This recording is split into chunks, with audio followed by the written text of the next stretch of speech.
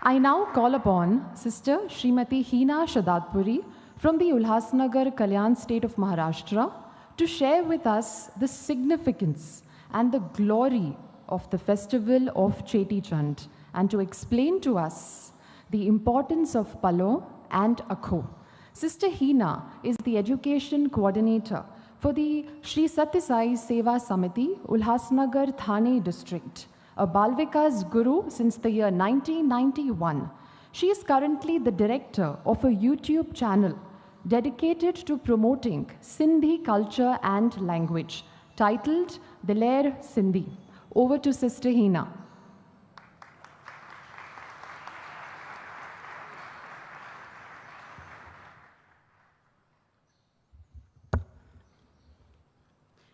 ओम श्री साई राम। भगवान बाबा के चरणों में मेरा कोटि कोटि प्रणाम और आप सभी को मेरा सप्रेम साई राम। आज हम देश विदेश के कोने कोने से सारे सिंधी यहाँ एकत्रित हुए हैं अपने इष्ट देव झूलेलाल का जन्मोत्सव चेटी चंड के रूप में मनाने के लिए और अपने नव वर्ष की शुरुआत करने के लिए। तो एक बार लाल साई के लिए कहेंगे, आयो लाल चौ। कहते हैं, हीरो में हीरा कोहिनूर, जय झूलेलाल बोलने से आता है हर एक के चेहरे पर नूर। तो एक बार फिर से बोलेंगे, जय झूलेलाल। एक बार फिर।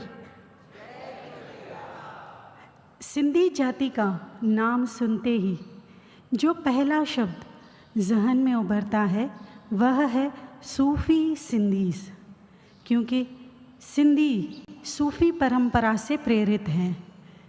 और दूसरा, उन्हें व्यापारी वर्ग के नाम से भी जाना जाता है।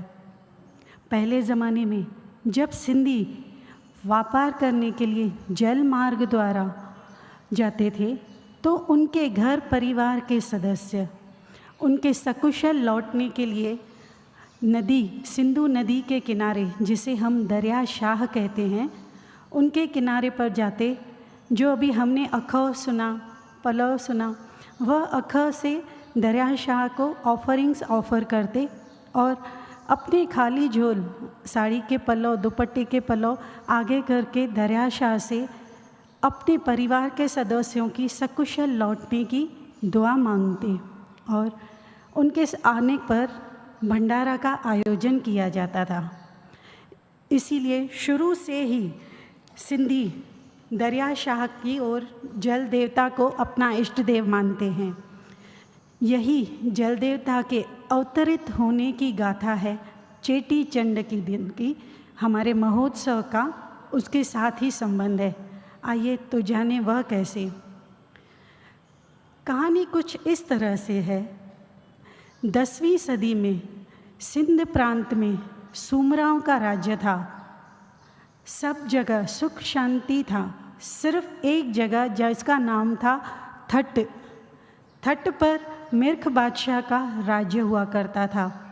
मिर्ख बादशाह लोगों से इस्लाम धर्म कबूल करवाने चाहते थे और उनसे ज़बरदस्ती इस्लाम धर्म कबूल करवाने के लिए कई तरह के जुल्म करते थे। एक दिन तो उन्होंने सिंधी पंचों को अपने महल में बुलाया और दरबार में उन्हें आदेश दिया इस्लाम धर्म कबूल करने के लिए। हिंदू पंचों ने उनसे कुछ दिनों की मोहलत मांगी। वे आए क्योंकि वह अपना धर्म छोड़ना नहीं चाहते थे। अपने इष्ट देव दरिया शाह के किनारे आकर मिन्नतों के पंजड़े गाने लगे, उन्हें मदद के लिए पुकारने लगे, उनकी स्तुति गाने लगे। भूखे प्यासे रहकर उनसे अपने दुख निवारण के लिए प्रार्थना करने लगे। 40वें दिन वरुण देवता ने अपनी कृपा उन पर बरसाई और उन्हें आकाशवाणी द्वारा आश्वासन दिया कि वे बहुत जल्द उनके दुखों का निवारण करने के लिए माता देवकी और रतन राय जी के घर जन्म लेंगे। और 9 महीनों के बाद नसरपुर में सिंध प्रांत में चैत्र माह के दूसरे दिन पूर्णमासी के दिन माता देवकी के यहाँ हमारे इष्ट देव उडेरो लाल जी का अवतार हुआ। आयो लाल सबई चो। नाम तो उडेरो लाल था, पर फिर झूलेलाल नाम कैसे पड़ा? ये हम देखेंगे कि जो आज भी सिंधी चालिया का व्रत रखते हैं और जो हम चेटी चंड मनाते हैं, उसमें 9 महीने का अंतर रहता ही है। उडेरो लाल जब उन्हें पालने में सुलाया गया झुलाने के लिए, तब वह पालना अपने आप झूलने लगा। तब से उनका नाम झूलेलाल साईं पड़ गया। उसके बाद जैसे जैसे झूलेलाल साईं बढ़ते गए, उनकी दिव्यता की लीलाएं बढ़ती गई।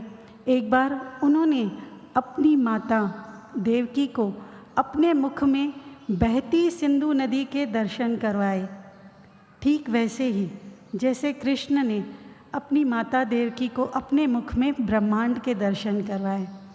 बढ़ते वक्त के साथ साथ लोग झूलेलाल साईं के उपदेशों से और उनकी लीलाओं से उनकी ओर प्रेरित होते रहे।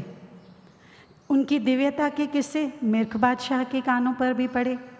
मिर्ख बादशाह ने आदेश दे डाला कि झूलेलाल साईं को दरबार में पेश किया जाए। झूलेलाल साईं वहाँ उपस्थित हुए। उन्होंने झूलेलाल साईं पर हर तरह से दबाव डालने की कोशिश की इस्लाम धर्म कबूल करने के लिए। झूलेलाल साईं ने मिर्ख बादशाह को समझाया कि यह पूरी कायनात उस एक मालिक की है जिसे हिंदू परमात्मा कहते हैं और मुस्लिम रब कहते हैं। पर मिर्ख बादशाह की समझ में बात नहीं आ रही थी। तब दिव्यता दिखाते हुए झूलेलाल साईं ने कुछ इस तरह की अपनी लीला दिखाई।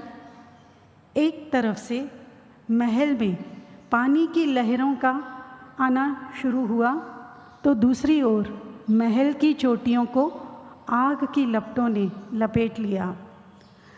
सारे सैनिक सब के व्यर्थ हो गए सारे प्रयास। न आग बुझ पा रही थी, न पानी के बहाव को रोका जा रहा था।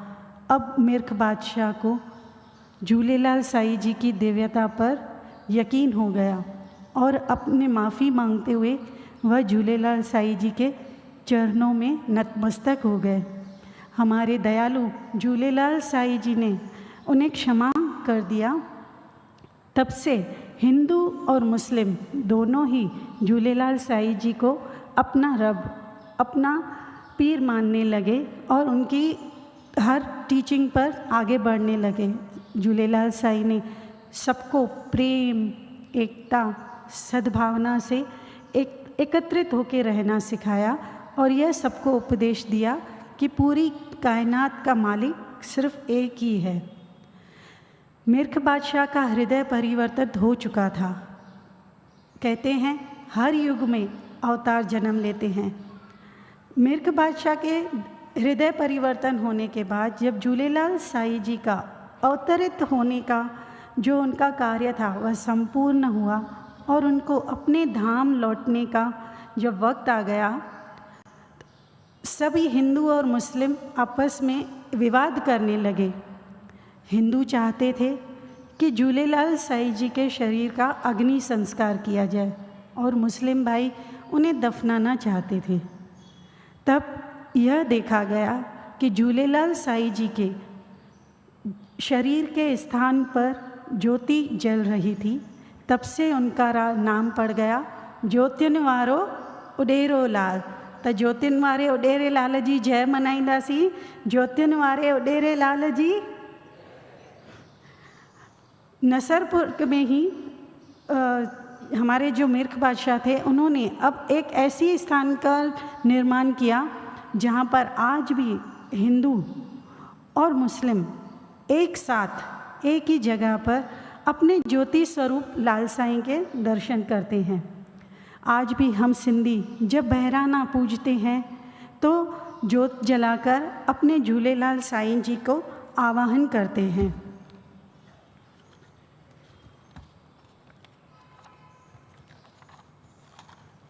हर युग में अवतार अवतरित होते हैं मानव जाति को धर्म की राह दिखाने के लिए, उनका कल्याण करने के लिए।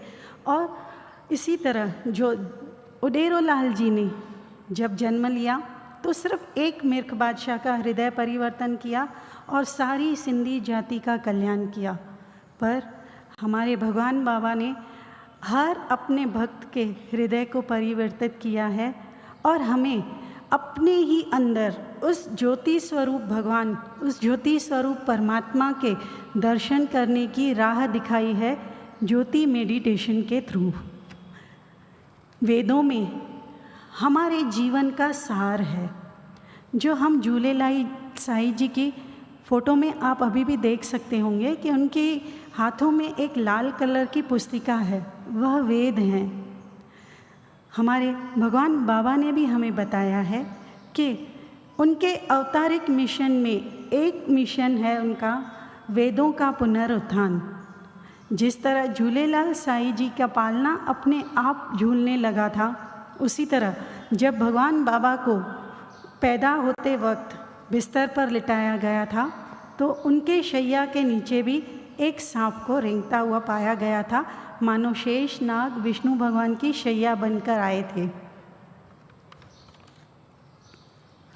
जहाँ झूलेलाल साईं जी ने सबको प्रेम, एकता, सद्भावना, सदाचार से रहने का पाठ पढ़ाया, वहीं भगवान बाबा ने हमें लव ऑल, सर्व ऑल और हेल्प एवर, हर्ट नेवर का पाठ पढ़ाया है। जब भी अवतार अवतरित होते हैं अपनी दिव्यता के दिव्य लीलाएं दर्शाते ही रहते हैं। कहते हैं 1000 घोड़ों का रथ बनाकर भी कोई पुट्टपर्ती की सीमा को नहीं लांघ सकता जब तक कि हमारे भगवान बाबा का संकल्प ना हो। कितने भाग्यशाली हैं हम यहाँ उपस्थित सारे सिंधी, जो आज पहली बार पुट्टपर्ती के पावन स्थान पर दुनिया के हर कोनों से यहाँ जमा होकर अपने नववर्ष को मनाने के लिए यहाँ पर उपस्थित हुए हैं। और भगवान बाबा की समक्ष पहली बार हमने पंजड़े गाने हैं, हम लोगों ने अक्खा पहना है, बहराना साहब की जोत जलाई है और पलव पहना है। यह हमेशा हर साल कार्यक्रम आगे चलता रहे, यही हम भगवान बाबा से आज दुआ मांगेंगे।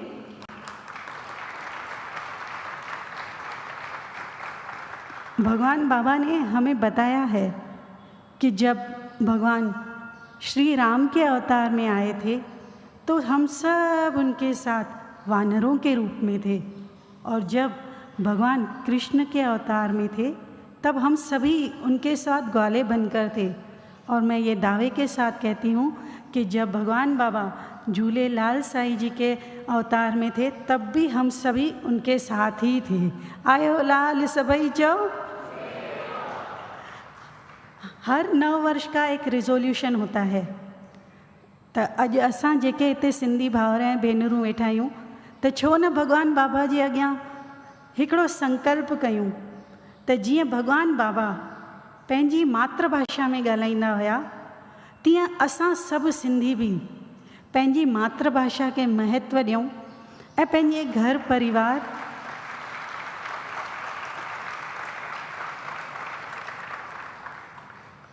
पंहिंजे घर परिवार में पंहिंजे मिटनि माइटनि ऐं पंहिंजे दोस्तनि सां ऐं ख़ासि करे पंहिंजे नंढनि ॿारनि सां सिंधी भाषा में ॻाल्हायूं।